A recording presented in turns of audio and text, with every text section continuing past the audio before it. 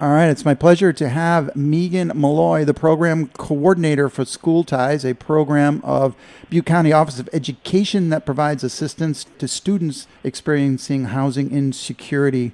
Welcome to KZFR, Meagan Meloy. Thank you. And for folks that are longtime listeners, Meagan's actually in our theme song, and she is the person that talks about the issue of homelessness and how many homeless youth were in the school systems back in 2014. So let's talk a little bit about privacy and confidentiality and why that's so important in a classroom setting and in a service provider setting, Meagan. I think it's super important to protect the privacy of students experiencing homelessness. For adults, too, but especially for children and for students. I've been doing this at the Butte County Office of Ed for 14 years, and it's been something that we're always very careful to protect, mainly because I've been working with students and talking to students for years, and they really don't want other people outing them in their housing status. Sometimes there's students who want to identify as homeless, and it's empowering to them and it gives them a voice. But otherwise, if it's not their own choice, they do not want to be identified and outed, so to speak. I always, look at the power dynamics too. I mean, there was these postings by the Tories shelter, and I mean, if you're a youth, using their services, and they come up and say, "Hey, can we take a picture?" The dynamics don't play well in an environment like that, because now you're providing them a place to stay, and there may be this understanding that I need to do this even if I don't want to because, well, I signed away all this stuff. I mean, what do you feel about all that?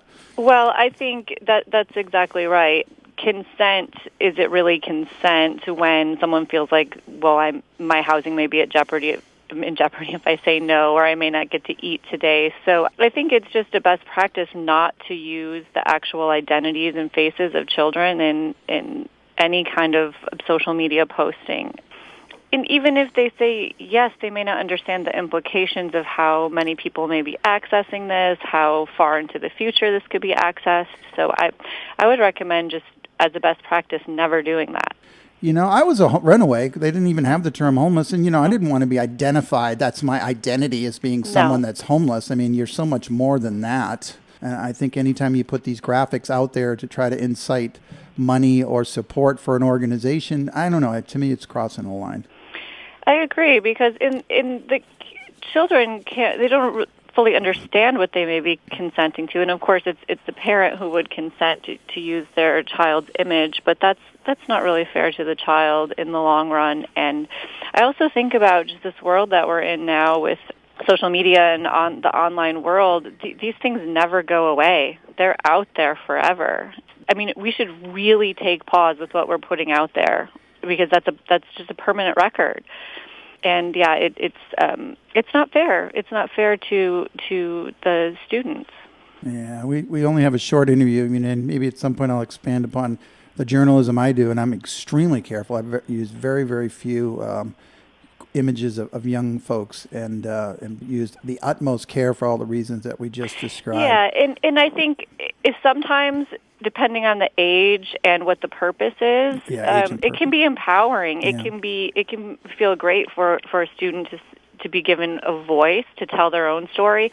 But that's the key part, is the voice to tell their own story, not someone else telling their story for them or telling personal information about them. It needs to be up to them who knows and how much they know. Yeah, and for someone, I'll just do a shout out for someone that works with a lot of these service providers. There's no better entity that I've worked with closely than Youth for Change 6th Street. They do an amazing job. Awesome. I agree. I've signed release forms with them, and they are 100%. They do not talk about their clients, and they put their clients first and foremost. And I think, our listeners and some of the service providers that might be tuning in could learn something from that. Any closing comments, Meagan? Just thank you for making people aware of this and being an advocate for children, and thank you.